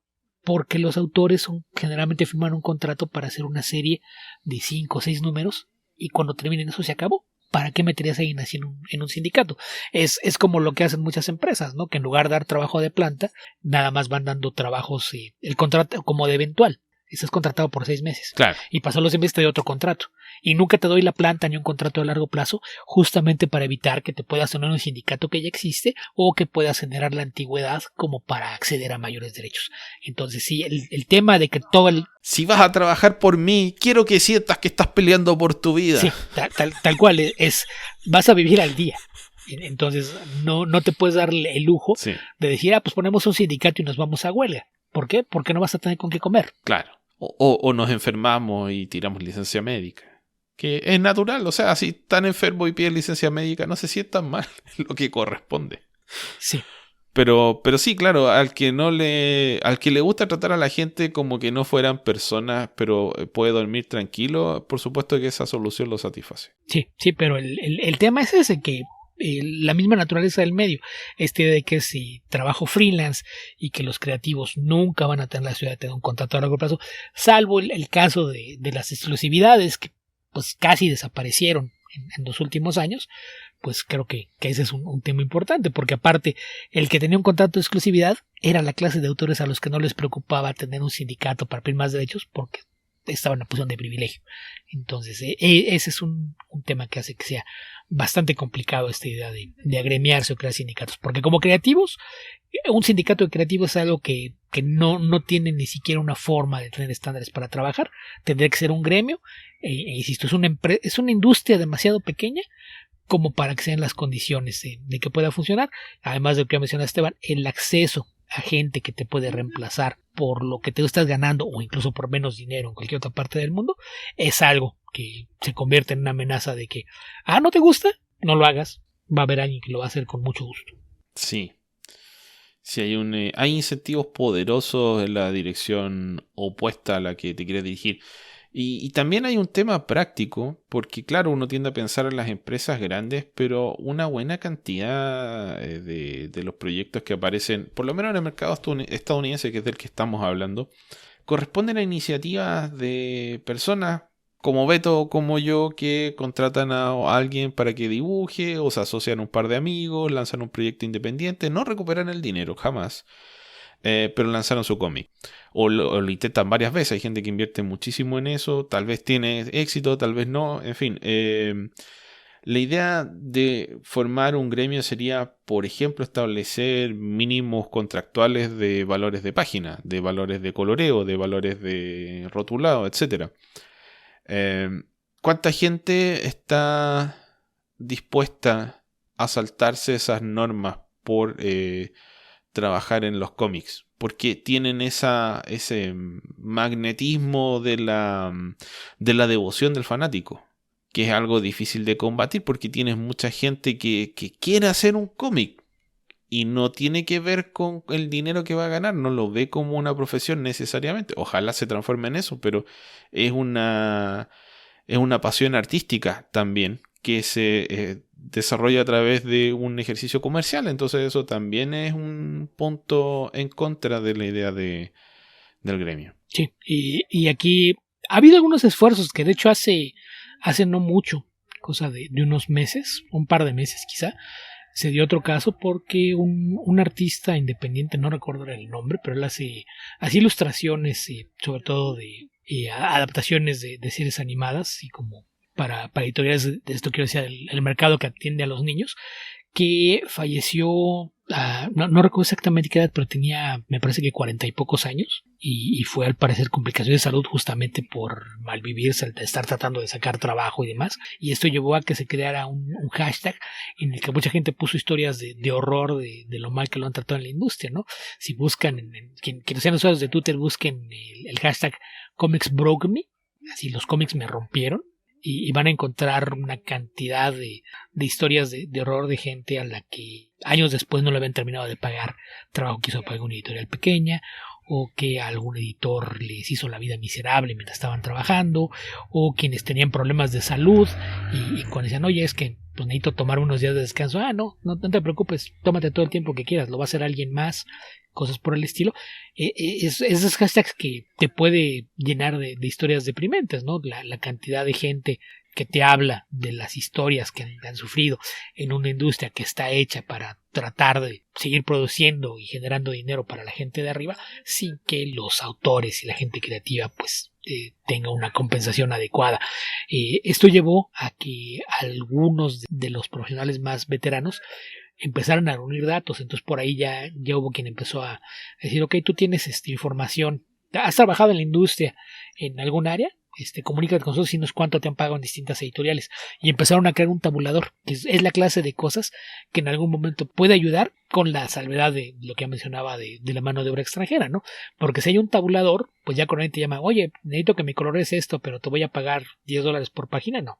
Si es por menos de 20 no lo hago. Está bien, no lo hagas. Hay un artista en Singapur que lo va a hacer por eso y hasta me va a dar las gracias. Entonces eso siempre va a ser un problema. Este tema de la globalización es algo que en este caso impactó de forma negativa, pero me parece que esa clase de iniciativas de compartir lo que serían tarifas justas es un primer paso a que haya una mayor organización de parte de la comunidad creativa en los cómics. Ok, Beto. ¿Qué otra pregunta nos queda en Discord? Déjame ver porque no sé si acabamos o nos queda algo. Sí, hay un par más. El mismo Arturo López, si solo pudieran recomendar sus 5 trabajos favoritos de Hickman, ¿cuáles serían y por qué? Estos absolutismos. 5. Wow. Ok, ¿por dónde empezamos, Esteban? Eso estoy pensando, Beto. Porque, a ver, yo creo que tendría que recomendar definitivamente Nightly News. Porque a pesar de que actualmente no sea el mejor trabajo de Hickman, ni por si acaso, es el primer trabajo de Hickman, por lo menos el que lo puso en el mapa. Lo dibuja el mismo Hickman. Es un cómic bastante atípico porque usa mucho de este estilo de diseño gráfico que en los proyectos de Marvel utilizó más que nada en las introducciones o en las últimas páginas que tienden a organizar. Son como el diseño de proyecto de una empresa, una cosa así. Bueno, Hickman trabajaba en eso, así que de ahí viene. Así que Nightly News tiene esa característica y además tiene una idea poderosa, insidiosa, que se te mete en la cabeza. Entonces, creo que es un cómic que no sé si necesariamente es uno de los 5 mejores, pero sí creo que habría que leerlo si es seguir una lista de quiero conocer a Jonathan Hickman. ¿Qué otro más podría ser, Beto? De su paso por Marvel, pues yo creo que tendríamos que incluir sus Fantastic Four, ¿no? Sí, más que Avengers incluso. Sí, es que yo estoy entre los Fantastic Four y Dawn of X, pero yo creo que los Fantastic Four sí sentan un precedente de la planeación de arcos a largo plazo, que es algo que todos sus proyectos lo tienen, pero el hecho de que no lo haya diluido con trabajo de alguien más cuando se fue expandiendo en los títulos X, creo que eso le da una cohesión que hace que Fantastic Four sea un poquito más fuerte. Ok. Yo creo que East of West tendría que ser otro, porque esa construcción de mundo gigantesca que hace en Avengers, acá lo hace en su propio universo sin limitaciones, con un excelente trabajo artístico. Entonces creo que sí, me parece que sí, tendría que ir East of West también ahí. Ok, en ese caso también aquí es preferencia personal, yo agregaría aquí The Manhattan Project, que es esta idea de científicos locos en un entorno de la Guerra Fría, para fines prácticos, que es como que sí, el Manhattan Project nos dio la bomba atómica, pero ¿quién te dice que era el único proyecto que estaba en marcha?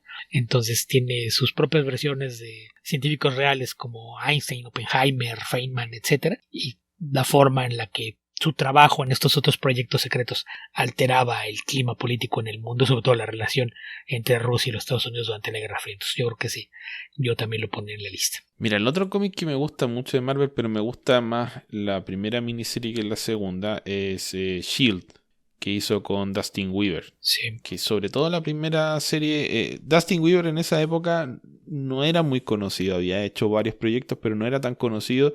Y acá encontró el estilo que lo hizo famoso, que es este estilo superheroico, pero hiper detallado.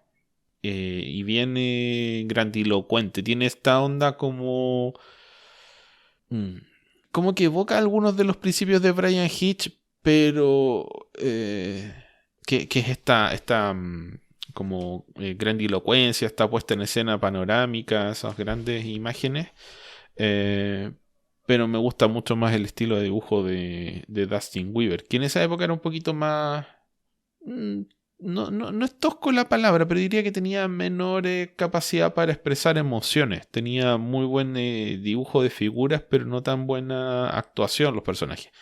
Sí, muchísimos detalles. Sí. Sobre todo. Y Shield es una historia que es bien ingeniosa porque logra armar una historia de estas bien épicas y grandilocuentes que abarcan la totalidad, bueno, no la totalidad, pero una buena parte de la historia del universo Marvel.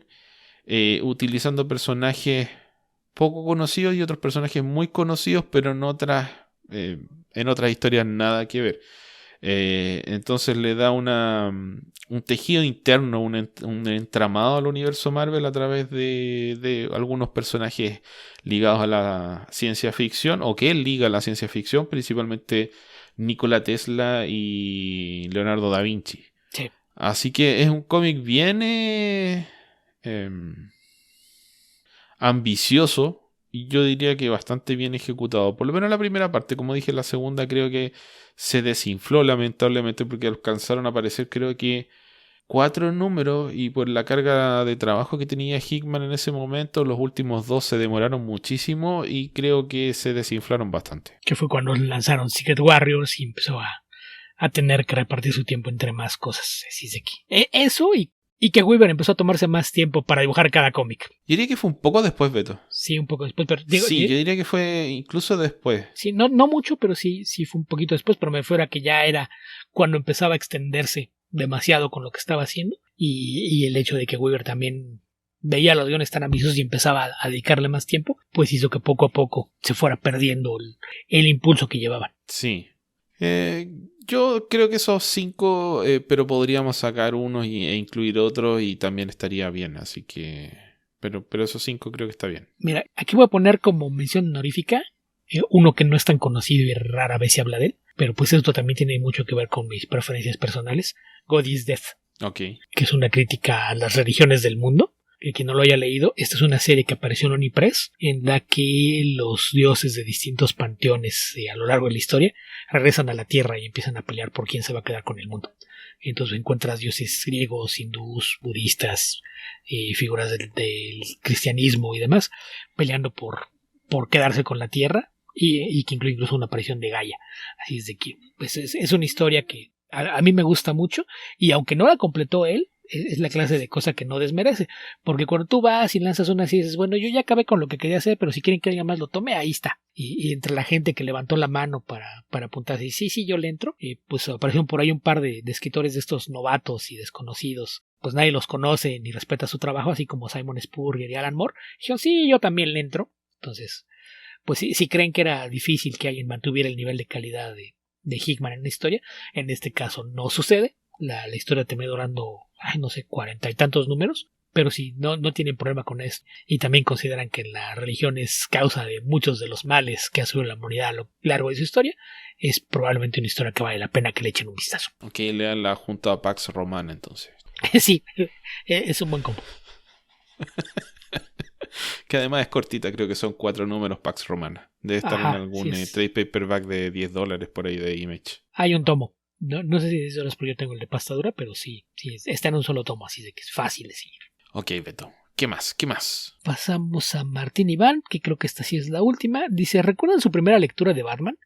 Yo recuerdo que yo era un personaje favorito incluso antes de saber leer por las películas.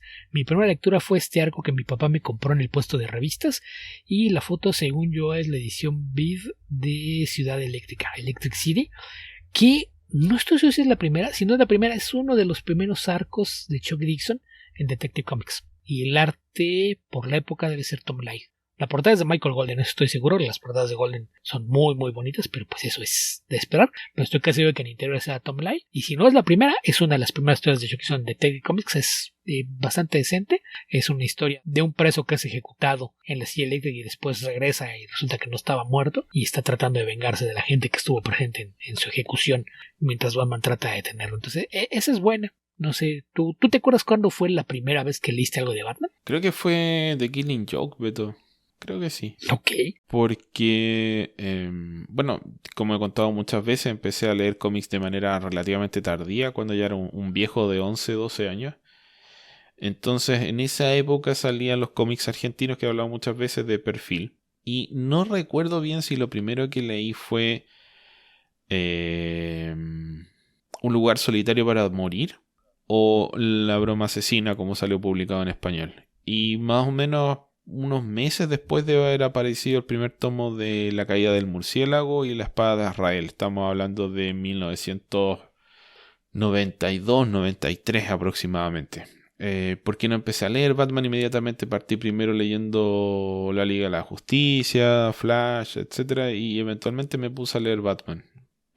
Así que no recuerdo cuál de esos habrá sido el primero, pero fueron muy seguidos uno del otro. Ok, mira, yo estoy seguro que yo lo primero que leí de Batman tuvo que haber sido algo de Novaro, pero yo era fan de los cómics de Superman, entonces realmente no le prestaba mucha atención a los de Batman. Recuerdo que de lo primero que leí es uno en el que se disfrazan uno como el otro para proteger sus identidades secretas. Batman y Superman.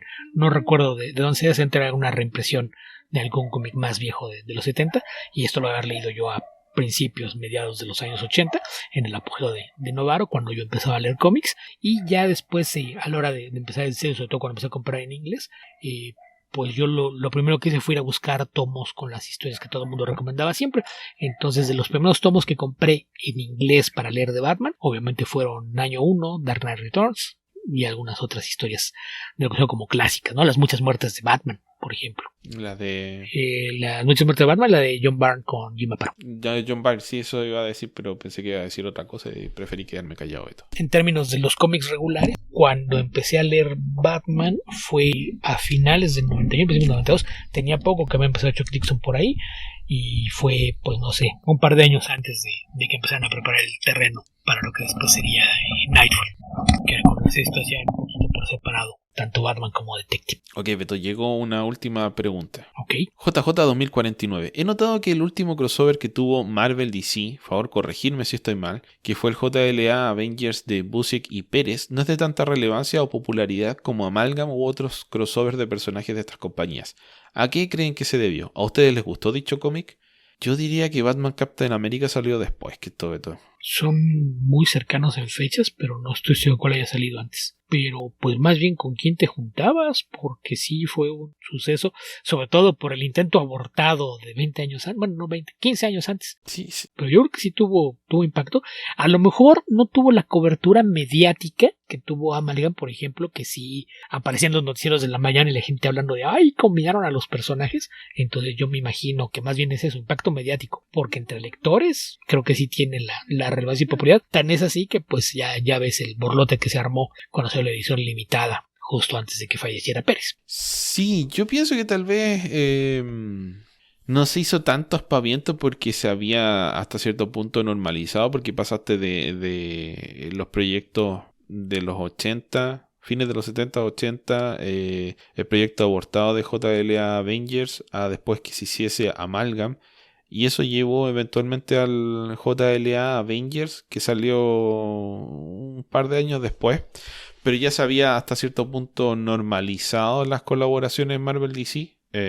Así que, claro, no había el entusiasmo de la expectativa de cuando se hizo por primera vez. Pero sí se puso bastante esfuerzo y sí, generó muchísima atención en su momento. Yo creo que, claro, al nivel de un evento como Amalgam no, pero diría que fue bastante importante. Además que fue el equipo creativo de Avengers el que se hizo a cargo de la serie, y eso requirió la confianza de DC. Sí, que ahí también ayudó mucho los staffs editoriales de la época, ¿no? Que a fin de cuentas era lo que hacía que funcionaran esta clase de cosas. Sí, yo no recuerdo si es exactamente el último. Como te digo, tengo la impresión de que Batman Captain America salió después, que es un unitario John Byrne, que hemos comentado un par de veces por acá. Pero no estoy muy seguro si fue antes o después. Pero sí, no estoy de acuerdo con la afirmación de que no fue llamativo. Yo creo que tal vez la nostalgia en México tal vez sea un poquito más fuerte porque el proyecto fue publicado con bastante fanfarria, tal vez por 5 o algunos meses después de que apareció, o casi simultáneamente de que apareció en Estados Unidos. Entonces tuvo una distribución amplia, salía en kioscos, llegó a todas partes. Yo creo que eso tal vez genere un recuerdo, por lo menos de su impacto en Sudamérica, mayor del que tuvo el proyecto tal vez en Estados Unidos. Pero no, de ahí a que no haya tenido impacto o haya sido muy menor lo de JLA Avengers, no estoy de acuerdo. Sí, no, yo tampoco. Y también otra cosa que podría haber pasado es que debido a la postura corporativa de ambos lados no haya habido un esfuerzo promocional de pagar publicidad en espacios fuera de los Moss Comics alrededor del evento, ¿no? A ver, fue en septiembre a marzo de 2004, así que sí, parece que fue lo último, porque el Batman Captain America del 97. El otro es de finales de los 90. Sí, probablemente aquí ya tenía que ver un poquito con las posturas corporativas, ¿no? Porque habría que recordar que en este siglo, después de la quiebra de Marvel a finales de los 90, el cambio de dueños, pues vino un poquito más de control sobre lo que se hacía con las propiedades, y Warner, cuando empezó también a tratar de hacer que toda la toma de decisiones viniera de las mismas oficinas, pues probablemente ahí sí hubo un menor esfuerzo por promover la aparición de este título. Sí, yo creo... En fin, mira, JLA Avengers número 1 debutó en el segundo lugar del Top 100 de la época, con 191.014 copias, detrás de Batman número 619, que tenía 235.122. Pero Batman costaba $2.25 y JLA Avengers $5.95, lo que era una monstruosidad de dinero en esa época, pero era un cómic de 48 páginas. Así que si tiene en consideración el valor de portada, casi el doble de lo que recaudó más del doble de lo que recaudó el cómic de Batman, así que fue un trancazo propiamente tal. Sí, y recordar también que Amalgam fue un evento, no un crossover nada más. Ajá. Porque venía el Marvel vs. DC con todo el tema de la votación y de cómo se iban a decir las peleas, y que después de eso llevó a Amalgam, que no era un crossover de hacer esta cosa, fue de vamos a hacer 12 cómics ahorita y un año después ahí les van otros 12 porque vendieron un montón.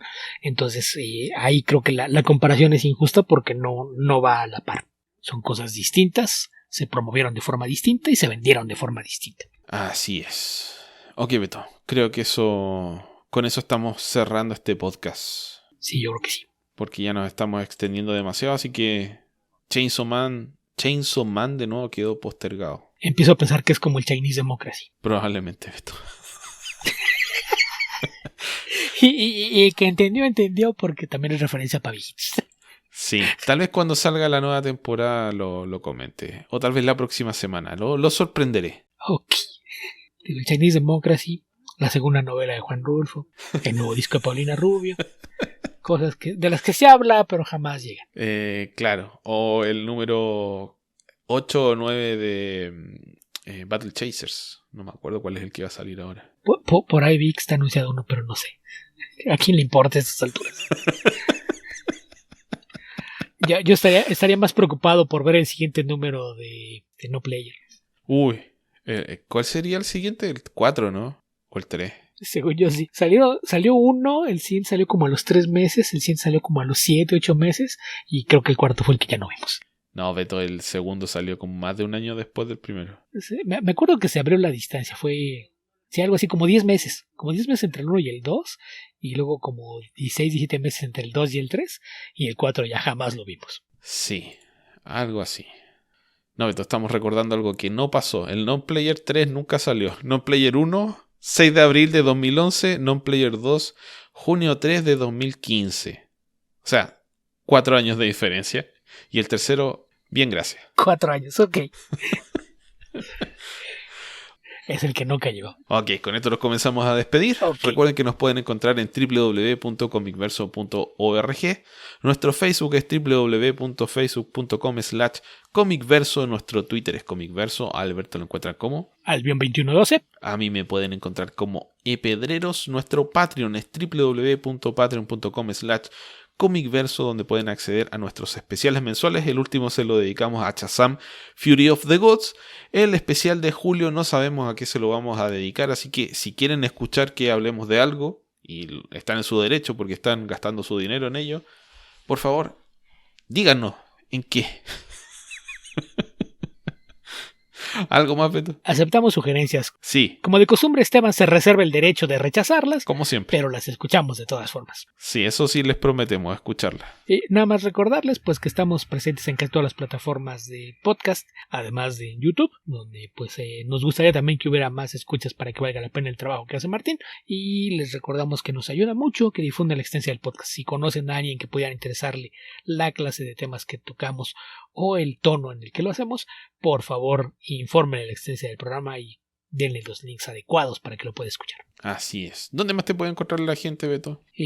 Volví al podcast de Archivos Temporales, donde había hablado hace un par de meses del Rey Arturo y las leyendas a su alrededor. su lugar en la ficción. Y ahora, por primera vez, Archivos Temporales dedicó un episodio exclusivamente a los cómics, y durante un rato bastante largo hablamos sobre Superman, su origen, sus creadores, de dónde salió, etcétera. En su 85 aniversario se cumplió hace un par de meses, así es de que pues si quieren ir a visitar el podcast de nuestro buen amigo Dr. McCoy, pues por allá hay un episodio bastante largo hablando de algunos detalles y pormenores tras la creación y origen de Superman, y cómo fue que la predecesora de DC Comics le vio la cara al par de creadores del personaje. Sí. Eso lo encuentran en Archivos Temporales, en su plataforma de podcast favorito. Aparte de eso, pues se supone que soy parte del poderoso podcast Comicase, pero pues entre que están hablando de cosas que no he visto y que probablemente ahora se viene el receso de verano porque se van a alargar a San Diego, pues no sé cuándo reaparezca por allá.